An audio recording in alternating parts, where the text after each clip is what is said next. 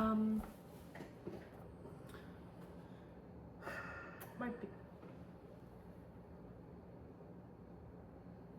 Which was a fuzzy. It wasn't fuzzy on your face. I'm sorry, I don't think you'd want it there. Okay, here we go. Don't we need microphones? Yes, we probably do.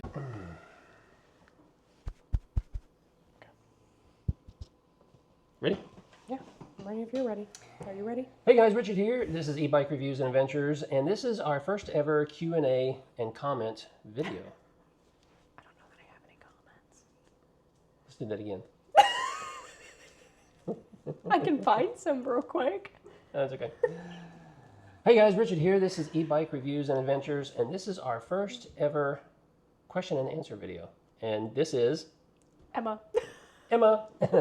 Emma's joining us here in eBike Reviews and Adventures. Amanda will still be making appearances from time to time. For those of you who've been around for a while and know Amanda, she's been here helping us with a lot of videos. Emma's going to be helping us with a lot of videos moving forward as well. So this video is all about answering some of your questions and answers. And you know, this is we're just kind of went through some of our older videos and just grabbed a few questions, and we're going to start with those. But for all of you who have questions, drop them in the comments of this video right here. And here in a few days or a week, we'll answer all of those questions again. Of course, we will still canvass all of our older videos just to see what comments are being made and what questions are being asked. We'll try to get some of those and collect those as well. But yeah, you get the idea. This might be a little rough to get started because this is our first one, right? It might be a little bumpy. might be a little bumpy, she says. All right, Emma, what questions do you have? A couple. Okay, so the first one we have is from Pedro Fernandez, 8729, who is a very frequent commenter, so thank you. Appreciate Pedro. Pedro comments on every video, not just on our channel, but pretty much everybody's channel. He is out there always making comments, asking good questions, so you'll probably hear him come up a lot in these videos. Go ahead. Sorry, did I interrupt? No, pause. Do you want to turn that light back on? Because that Yes. just turned off, and Yes. that way for at least the rest of the video, it's there.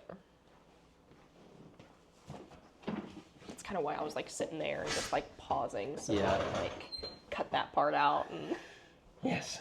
okay. All right. So what's Pedro say?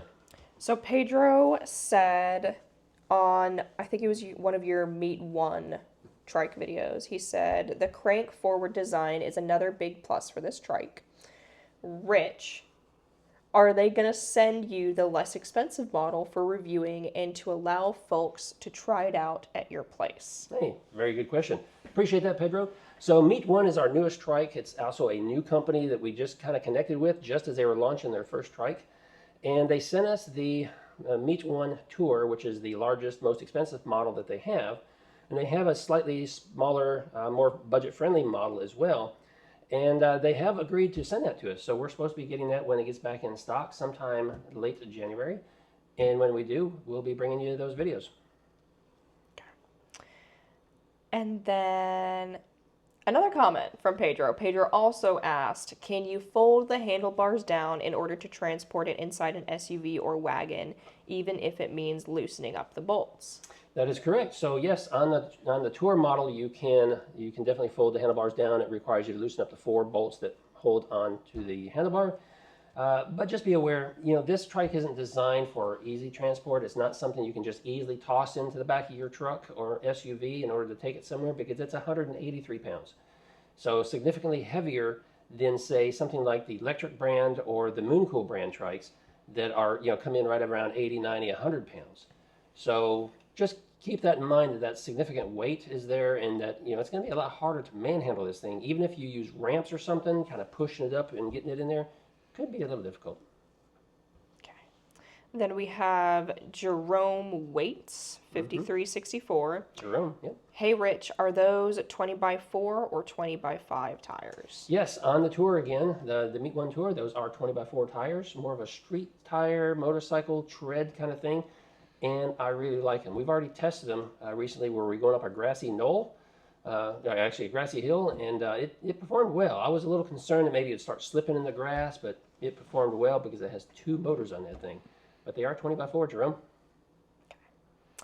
And then James Castagna, I hope I said that correctly, 97, said, Rich, I have a Miyagi. Is that how you pronounce that? Miyagi? I'm not familiar with the brand. Miyagi? Miyagi. It's It's not not Miyagi. Miyagi. It's not Miyagi. Trike that is easy to roll over and crash. Do you think this Meet 1 Lite would be more stable because it weighs a lot more? Thanks for the video.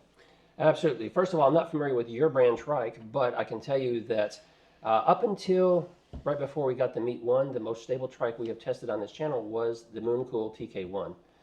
And also the new Mooncool TK Pro is also very, very stable, and we've been real happy with that.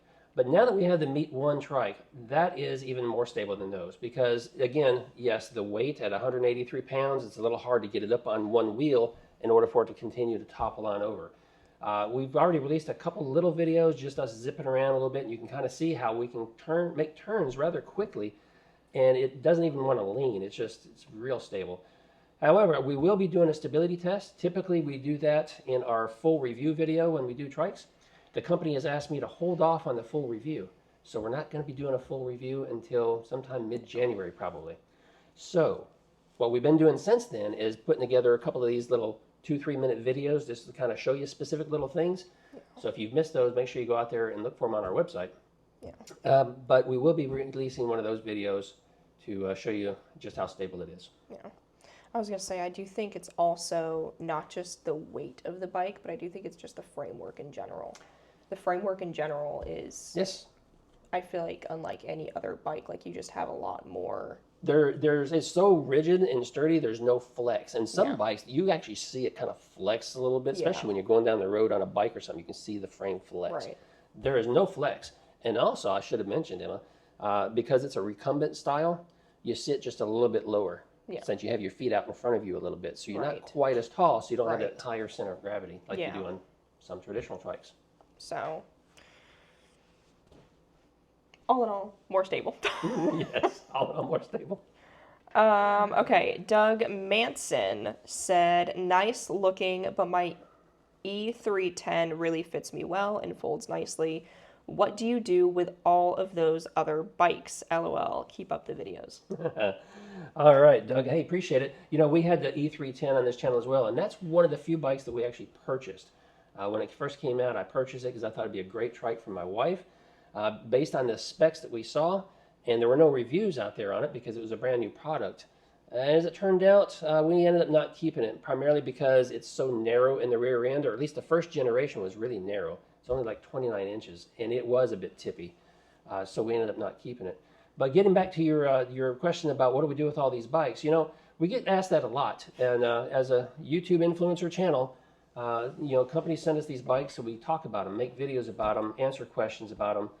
And in turn, that's our payment for making all these videos and kind of helping them out. So when we're done with the bike,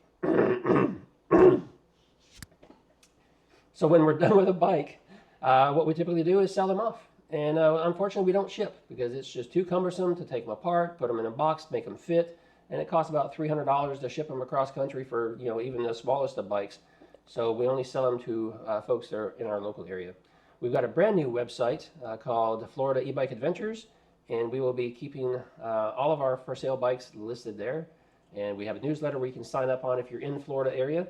You can sign up for our newsletter, and you know, that way we're not trying to keep up with who wants what. We just send an email out to everybody at one time saying, hey, we have this bike available. And then the fight begins if there's more than one person that wants to buy it. But, you know, we keep having these people that come out and say, hey, can you let me know when you have something else for sale? And originally it was like, yeah, sure, I'll try, you know.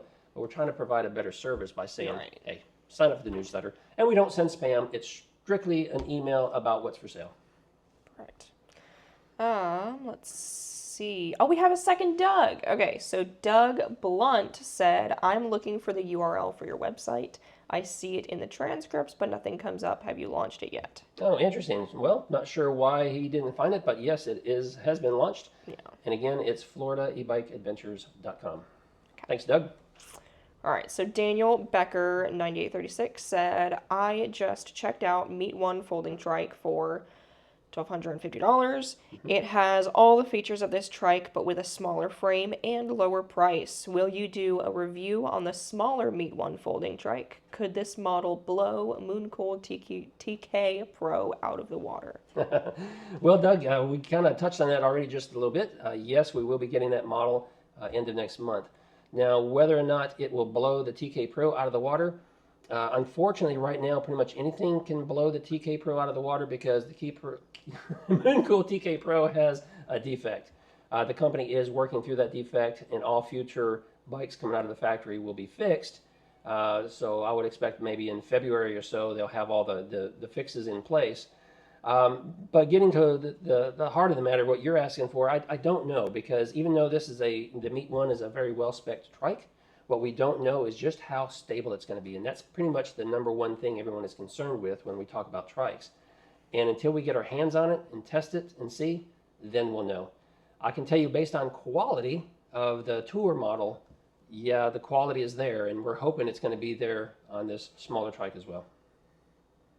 Okay. So on one of our garage update videos, how would you say that? 7 Sonero 7? Yep, 7 Sonero 7.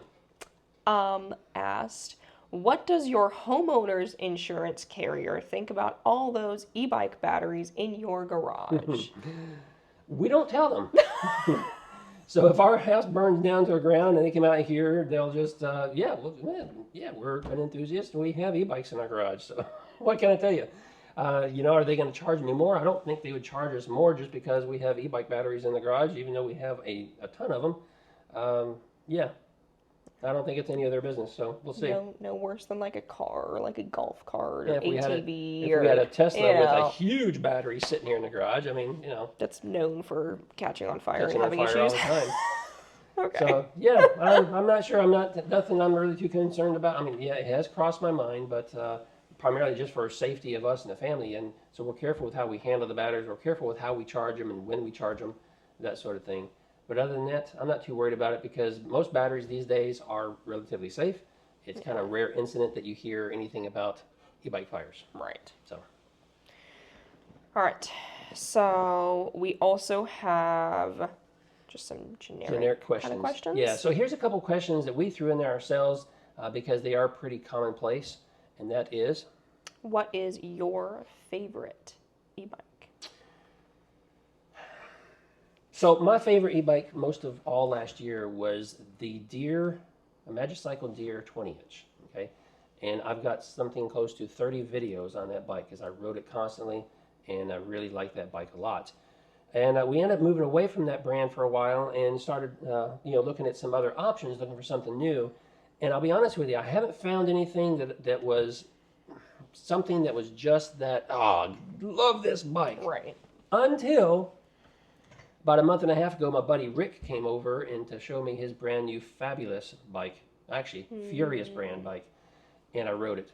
And I've got my eye on that now. That would be the bike that I would prefer to have as my everyday rider, my go-to bike whenever I'm just doing family rides, not specifically promoting another video, because it's a really sharp bike.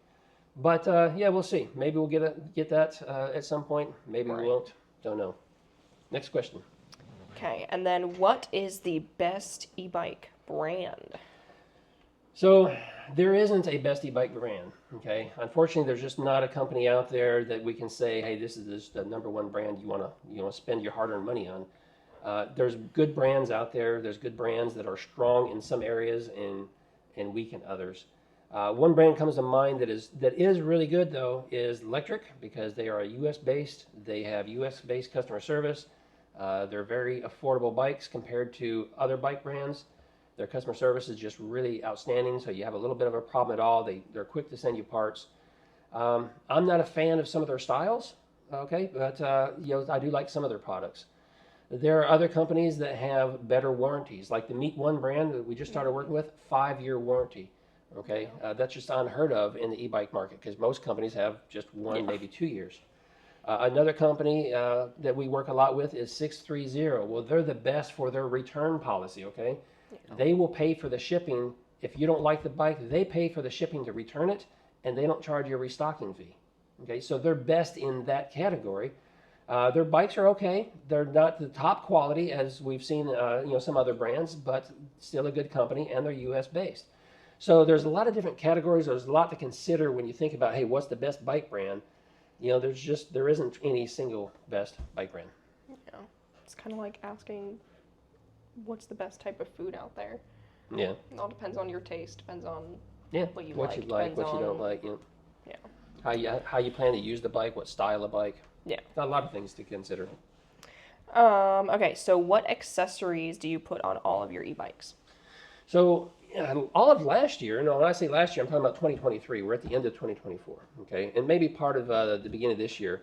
I was always putting on the Comfort Saddle by Blue Wind. I was always putting on a suspension seat post and mirrors, and for a while I was putting on handlebar bags, and those are pretty much the typical things that I would always do to the bikes. We've gotten away from that now just because it got expensive after a while. So we outfit our personal bikes with those things, okay? But all new bikes coming in that we're making videos on, at best we will put on the Blue Wind saddle and suspension seat post if it's something we know we're going to be riding a lot. Right. If it's a bike we know we're not going to be making a lot of videos because, quite frankly, we just didn't care for it that much. It wasn't a favorite. When we got all these bikes to choose from, I just leave the stock saddle on it, okay? But those are the ones. Some people, they go so far as putting on, different headlights or blinkers, extra batteries. Gary over Gary's e-bike adventures likes doing that to his bikes. He outfits them with a whole lot of extra accessories. I typically don't do that. I do know there's been quite a few comments I've seen where people have specifically asked about what mirrors we put on the bikes. So we have an Amazon store that's linked in every single video. So you can click on the Amazon store, and from there you can click on the accessory category, and you'll see all of these things that we're talking about. And those are all the things that we recommend because we've tested them out ourselves, we used them, and we really like them. So you can find them out on Amazon at our Amazon store. Okay. Cool. Guys, that's all the questions we have this time. So let me tell you what. So make sure you drop any questions you have down below this video, and we'll make another video here real soon and answer those questions. We'll continue to canvas other videos and try to pull some questions from there. Let us know in the comments down below what you think of this style of video, if it's something that you're interested in, or if it's a waste of your time and ours. Such a bleak way of putting it. And until next video, give us a like, comment, ride responsibly, ride safe. See you later. Bye.